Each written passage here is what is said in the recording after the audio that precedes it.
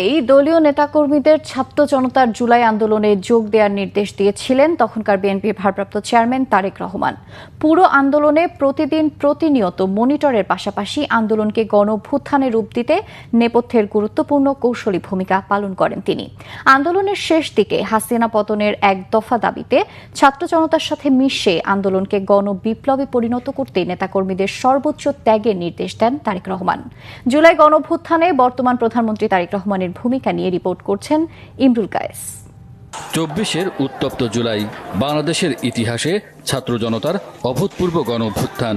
বৈষম্য বিরোধী ছাত্র আন্দোলনের হাত ধরে শুরু হওয়া এই আন্দোলন শেষ অবধি রূপ নেয় ফ্যাসিস্ট হাসিনা পতনের এক দফায়। তবে দৃশ্যমান রাজপথের আন্দোলনের পাশাপাশি নেপথ্যের রাজনৈতিক কৌশল ও নেতৃত্বে কার্যকর ও গুরুত্বপূর্ণ ভূমিকা রাখেন তৎকালীন বিএনপির ভারপ্রাপ্ত চেয়ারম্যান তারেক রহমান। তার বক্তব্য, বিবৃতি এবং নেতাকর্মী সহ নানাজনকে দেয়া টেলিফোন বার্তা সক্রিয় প্রভাব ফেলে গোটা জুলাই আন্দোলনে। সারা দেশে আন্দোলনরত প্রিয় ভাই ও বোনেরা, খুনি হাসিনার রক্তচক্ষুকে উপেক্ষা করে আপনারা নিজেদের ন্যায্য, যৌক্তিক এবং সাংবিধানিক অধিকার আদায়ের লড়াই অব্যাহত রেখেছেন।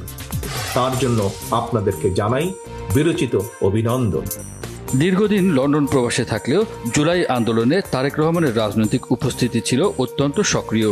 আন্দোলনের শুরুতেই তিনি দলীয় নেতাকর্মীদের সাধারণ শিক্ষার্থীদের পাশে দাঁড়ানোর স্পষ্ট নির্দেশ দেন। আপনারা রাজপথে নেমে আসুন, ভাই বোন সন্তান স্বজনদের আন্দোলনের পাশে এসে দাঁড়ান, তাদেরকে সহযোগিতা করুন, সাহস দিন। বিএনপির তৃণমূল থেকে শুরু করে শীর্ষ নেতাদের একসাথে বাঁধতে তিনি প্রতিদিন ভার্চুয়াল বৈঠক করেন। তার মূল কৌশল ছিল আন্দোলনের কৃতিত্ব নিজের এবং দলের উপরে না নিয়ে পুরোপুরি নাগরিক আন্দোলন হিসেবে সফল করে তোলা। এজন্য তিনি ফেস ভ্যালু আছে এমন নেতাদের আন্দোলনের সামনের সারিতে না থাকার কৌশলগত নির্দেশনাও দেন। এই খুনিরা আবু সাইদের চিতানো বুকে গুলি করতে দ্বিধা করেনি। শহীদদের রক্তের দাবি মেটাতে বরং এই মুহূর্তে দফা একটাই দাবি, দফা ১, দাবি ১, খুনি হাসিনার পদত্যাগ। তারেক রহমানের নির্দেশনায় ছাত্র ও যুবদল রাজধানী সহ সারা দেশে দলীয় ব্যানার সরিয়ে রেখে সাধারণ শিক্ষার্থীদের সঙ্গে আন্দোলনে সামিল হয়। ঢাকার প্রবেশ পথগুলোতে আন্দোলন সচল রাখা এবং ঢাকার বাইরে থেকে আন্দোলনকে চাঙ্গা রাখতে তিনি সব মহলের সাথে সার্বক্ষণিক যোগাযোগ রাখেন। বিরোধী দলগুলোর যুগপৎ আন্দোলনকে ছাত্র জনতার আন্দোলনের সাথে একাত্ম করতে তারেক রহমানের কৌশলগত দূরদর্শিতা বড় ভূমিকা রাখে। আন্দোলনের চূড়ান্ত মুহূর্তে যখন দেশ গণবিরোধী হাসিনা পতনের এক দফার দাবিতে উত্তাল, তখন তারেক রহমান দলের সর্বস্তরের নেতাকর্মী ও সাধারণ জনগণকে রাজপথে নেমে আসার চূড়ান্ত আহ্বান জানান। মনে রাখবেন, হাসিনার সময় ফুরিয়ে গেছে, কারণ আবু সাইদরা এখন আর বুক পেতে গুলি নিতে ভয় করে না। সুতরাং মানুষ খুন করে হাসিনাকে আর টিকিয়ে রাখা যাবে না। ৫ আগস্ট শেখ হাসিনার পতনের পরও সজাগ এবং সতর্ক ছিলেন তারেক রহমান। দেশে যাতে দ্রুত স্থিতিশীলতা ফিরে আসে এবং কোনো ধরনের সহিংসতা কিংবা প্রতিশোধমূলক কর্মকাণ্ডে না জড়াতে দলীয় নেতাকর্মীদের কঠোর বার্তা দেন তিনি।